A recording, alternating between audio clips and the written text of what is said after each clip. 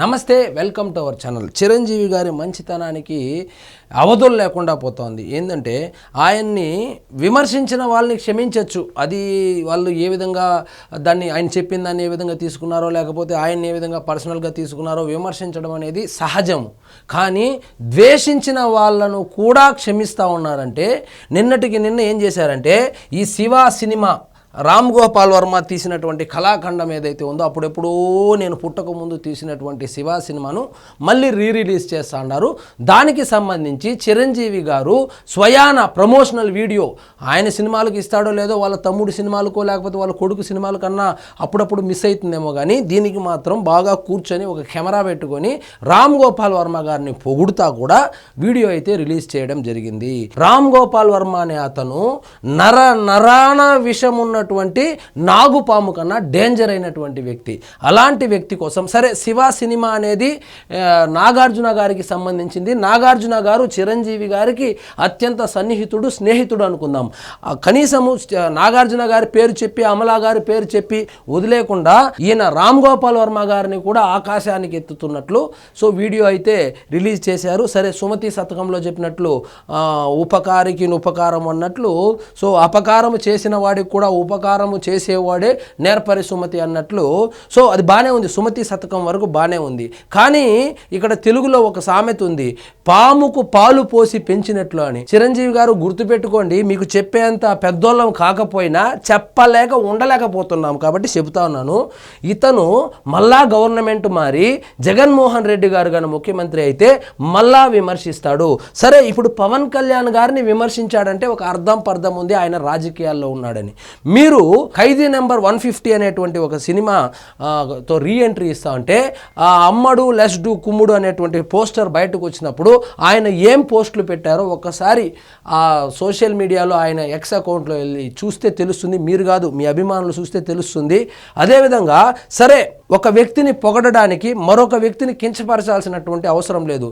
ఇతను అదే పనిగా అల్లు అర్జున్ని పొగడడానికి రామ్ చరణ్ని ఏ విధంగా క్రిటిసైజ్ చేశాడో ఒకసారి చూడండి. సో పవన్ కళ్యాణ్ గారిని అయితే ఇంకా చెప్పాల్సిన పని లేదు. అదేదో ఒక డిజిటల్ కార్పొరేషన్ అని పెట్టి దాంట్లో నుంచి 2,50,00,000 రూపాయలు ఈయనకిస్తే ఈ మహానుభావుడు సినిమాలే తీశాడు. పవన్ కళ్యాణ్ గారి మీద, చంద్రబాబు నాయుడు గారి మీద, నారా లోకేష్ గారి మీద సినిమాలు తీసి రిలీజ్ చేసినటువంటి వ్యక్తి. అదేవిధంగా మందు తాగినప్పుడంతా మిమ్మల్ని టార్గెట్ చేశాడు, మీ ఇంట్లో వాళ్ళని టార్గెట్ చేశాడు, ముఖ్యంగా రామ్ చరణ్ని టార్గెట్ చేశాడు, కళ్యాణ్ గారిని టార్గెట్ చేశాడు. టార్గెట్ చేసి ఏ విధంగా సోషల్ మీడియాలో రెచ్చిపోయాడో మీరు మర్చిపోయారేమో, మీ అభిమానులుగా ఎవ్వరూ మర్చిపోలేదు.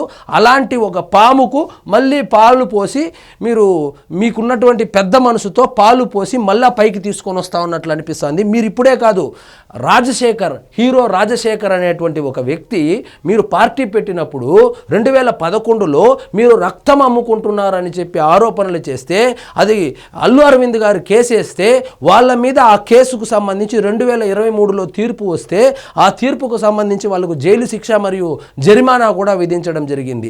వాళ్ళను కూడా క్షమించేసి, తీర్పు రాకముందే క్షమించేసి, వాళ్ళ కూతురికి ఏదో MBBS సీట్ కావాలంటే మీరు అప్పుడు హెల్ప్ చేశారు. సో రామ్ గోపాల్ వర్మకు హెల్ప్ చేశారు. మిమ్మల్ని రాజకీయంగా దెబ్బతీసినటువంటి, ముఖ్యంగా ఒక అప్పట్లో శెట్టి బలజ వర్సెస్ కాపు అవ్వడానికి ప్రధాన కారణం అతనికి రాజశేఖర్కి మాట్లాడడం రాదు అని చెప్పి డ్రామాలు వేస్తూ ఉంటాడు కదా. శెట్టి బలజ కమ్యూనిటీకి మరియు కాపు కమ్యూనిటీకి గొడవలు వచ్చే విధంగా అప్పట్లో ఉన్నటువంటి ఒక పెద్ద మనిషి ఆ సిచ్యువేషన్ వాడుకొని ఇంకొన్ని సీట్లు గెలిచేది, కోస్టల్ బెల్ట్లో ఇంకొన్ని సీట్లు గెలవలసింది. అలాంటిది శెట్టి బలజ మరియు కాపు కమ్యూనిటీలకి గొడవ వచ్చే విధంగా సృష్టించింది ఒక కాంగ్రెస్ పెద్ద మనిషి. సో అది కూడా మర్చిపోయి మీరు వాళ్ళకు MBBS సీట్ అయితే ఇప్పించడం జరిగింది. అదేవిధంగా రోజా ఒక ఆడపడుచులాగా మీ ఇంటికి వస్తుంది, భోంచేస్తుంది, చీర పెట్టించుకొని వెళ్తుంది, మళ్ళీ ఏం మాట్లాడుతుంది, అలాంటి వాళ్ళని క్షమించేశారు. ఇక మిగిలింది శ్రీరెడ్డి, ఆ మెంటల్ కృష్ణ. శ్రీరెడ్డి మరియు ఆ మెంటల్ కృష్ణాలను కూడా ఎప్పుడో ఒకరోజు మీరు క్షమించేసి వాళ్ళకు సినిమా అవకాశాలు ఇప్పించినా కూడా ఆశ్చర్యపోవాల్సినటువంటి అవసరం లేదని నేను అనడం లేదు. నిన్నటి నుంచి సోషల్ మీడియాలో అభిమానులు కంగారు పడుతూ ఉన్నారు. ముఖ్యంగా గుర్తుపెట్టుకోవాల్సింది మనం ఏంటంటే పవన్ కళ్యాణ్ గారు వజ్రోత్సవాల సందర్భంలో మోహన్ బాబుని ఉద్దేశించి మీరు చిరంజీవి గారిని ఎంత ద్వేషించినా ఎంత అసహించుకున్నా ఆయన ప్రేమిస్తూనే ఉంటారు అని ఆ రోజు చెప్పడం మనమందరం చూసాము. దాన్ని నిజం చేస్తూ ఇప్పుడు చిరంజీవి గారు రామ్ గోపాల్ వర్మని కూడా పొగుడుతా వీడియో పెట్టాడు. అంటే మేబీ నాగార్జున కోసం పెట్టాడంటే కాదు, మనస్ఫూర్తిగా మీరు ఆ వీడియో పూర్తిగా చూడండి. మనస్ఫూర్తిగా రామ్ గోపాల్ వర్మని స్పెషల్గా లాస్ట్లో పొగుడుతా ఆ వీడియో అయితే సాగుతూ ఉంది. సో మొత్తానికి చిరంజీవి గారు అయితే మర్చిపోయి ఉన్నట్లున్నారు. మర్చిపోగలిగినటువంటి కెపాసిటీ ఉంది కాబట్టే మరి మెగాస్టార్ అయ్యాడా, మనకు అంత ఆలోచన విధానం ఉండదు కాబట్టి అభిమానులైతే కనుక నిజంగా ఈ విషయం మీద చింతిస్తూ ఉన్నారు. ఇది పాము, ఇది నిలువెల్లా విషం ఉన్నటువంటి కళ్ళు కూడా చూడండి నాగుబాముకు లాగా ఉంటుంది. కాకపోతే నాగుబాముకి చిన్నదిగా ఉంటుంది, ఈయనకి పెద్దదిగా ఉంది. సో ఇంకోటి గుర్తుపెట్టుకోండి, ఇంకొకసారి జగన్మోహన్ రెడ్డి గారు ముఖ్యమంత్రి అయితే ఖచ్చితంగా 2 పెగ్గులు వేసుకొని మళ్ళా చిరంజీవి గారిని టార్గెట్ చేస్తారు, మళ్ళా పవన్ కళ్యాణ్ గారిని టార్గెట్ చేస్తారు. సో అంత పెద్ద మేల్మొక నేను దావూద్ ఇబ్రహీంతో కొట్లాడినాను, ఆ చోటా షకీల్తో కొట్లాడినాను, వాన్తో కొట్లాడినాను, వీన్తో కొట్లాడినాను గప్పాలు కొట్టేటువంటి రామ్ గోపాల్ వర్మ ఎప్పుడైతే కూటమి ప్రభుత్వం అధికారంలోకి వచ్చిందో 2 సార్లు ఒంగోలుకి వెళ్ళొచ్చే లోపల తీరిపోయి ఇప్పుడు ట్విట్టర్లోనే కనపడడం లేదు. ఇప్పుడు ట్రంప్ మీద వేస్తాడు. ట్రంప్ అంటే ఇప్పుడు ఇండియాకి రాలేడు, ఈయన మీద కేసులు పెట్టలేడు, ఏమీ చేయలేడు కాబట్టి ట్రంప్ మీద వేస్తాడు అనమాట. సో ఇంత భయమున్నాడు. సో ఎంత బరి తెగించి అప్పట్లో ఏకంగా సినిమాలే తీసి ఏకంగా చిరంజీవి గారి రోల్ కూడా పెట్టాడు ఆ సినిమాల్లో. అదేదో లేకి సినిమా ఒకటి తీశాడు, దాంట్లో చిరంజీవి గారి రోల్ కూడా పెట్టాడు, పవన్ కళ్యాణ్ గారు రోల్ పెట్టాడు, చంద్రబాబు గారిది ఇంకా నారా లోకేష్ గారిది చెప్పాల్సిన పని లేదు. సో డబ్బులు ఇస్తే ఏమైనా చేయగలిగినటువంటి వ్యక్తి ఈ రామ్ గోపాల్ వర్మ.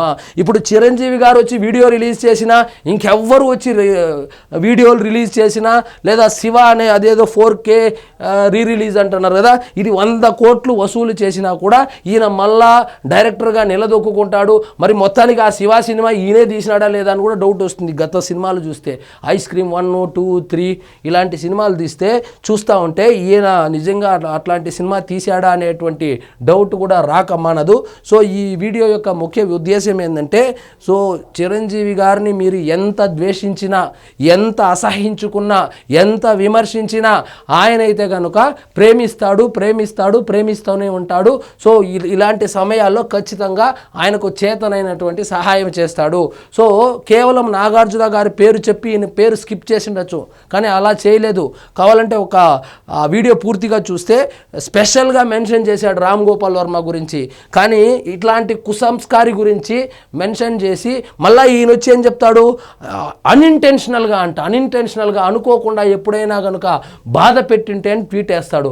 అనుకోకుండా కాదు, కొవ్వెక్కి జగన్మోహన్ రెడ్డి విసిరేటువంటి కుక్క బిస్కెట్లకు ఆశపడి గజ్జి కుక్కలాగా సోషల్ మీడియాలో నువ్వు నోటి విరేచనాలు విసర్జించావు రామ్ గోపాల్ వర్మ. సో ఇప్పటికీ మారుతావు, నువ్వేదో మారితే ఆంధ్రప్రదేశ్కి ఒక రాజధాని, ఒక పోలవరం కట్టేస్తారని నేను చెప్పడం లేదు, కానీ నువ్వు మారినా మారకపోయినా నువ్వు భూమికి భారం కాబట్టి పెద్దగా ఫరకేం పడదు.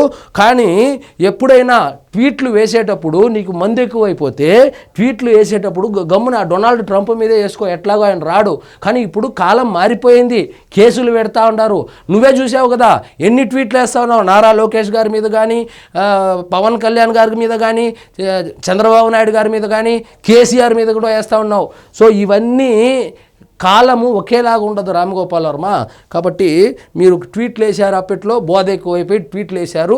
అవన్నీ ఇప్పుడు వచ్చి నేను సారీ చెప్తాను, నేను ఇంక మీదట ఆయన జోలికి పోను అని చెప్పి నువ్వైతే చెప్పేశావు. కానీ నిన్ను చిరంజీవి గారు క్షమిస్తారేమో, కానీ నిన్ను చిరంజీవి గారి అభిమానులు క్షమించరు.